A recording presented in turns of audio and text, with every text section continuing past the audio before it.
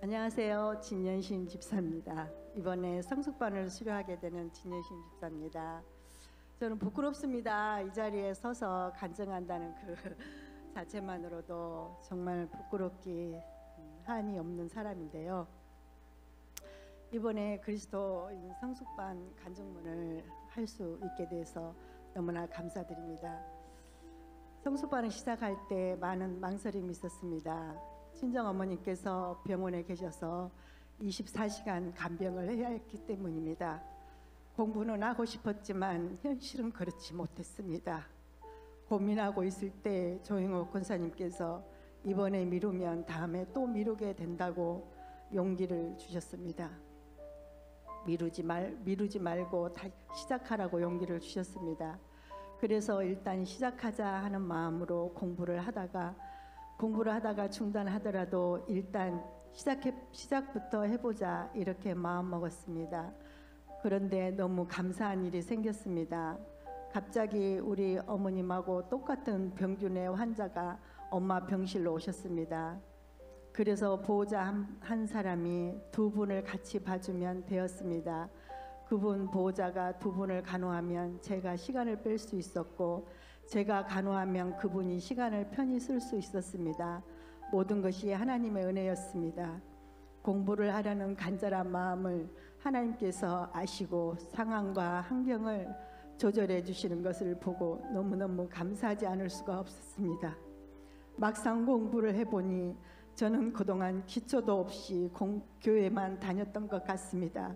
교회가 좋았고 예수님이 좋아서 신앙생활을 했지만 사실 저는 구원의 확신과 거듭남의 확신이 늘 궁금했습니다.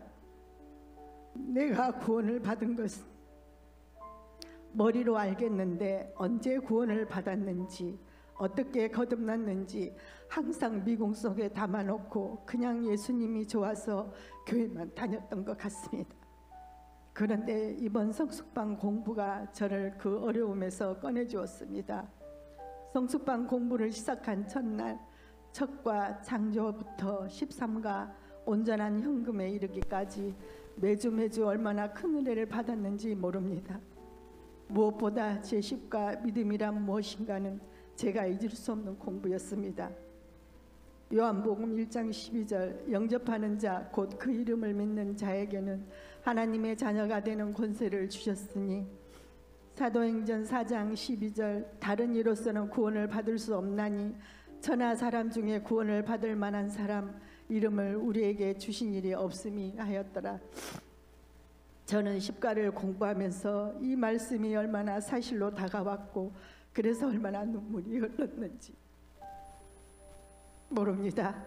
저는 늘 그냥 듣던 말씀, 그냥 알던 말씀이었는데 말씀을 배우는 중에 이 말씀이 바로 나를 위한 말씀임을 깨달았고 갑자기 눈물이 펑펑 쏟아내리기 시작하였습니다. 하나님께서 저를 구원하셨는지 흐릿하게 알고 있었지만 십가를 통해 내 구원은 확실하고 내 구원은 내 상태 때문에 취소되는 것이 아니고 나는 예수님의 피를 힘입어 온전히 구원받고 거듭났다는 확신을 갖게 되었습니다. 머리로만 알고 있던 그 말씀이 가슴에 깊이 박히면서 나는 이제 어둠의 권세에게 빛의 자녀로 거듭났다. 나는 사망에서 완전히 건짐을 받았다는 확신과 믿음이 들기 시작하였습니다. 할렐루야.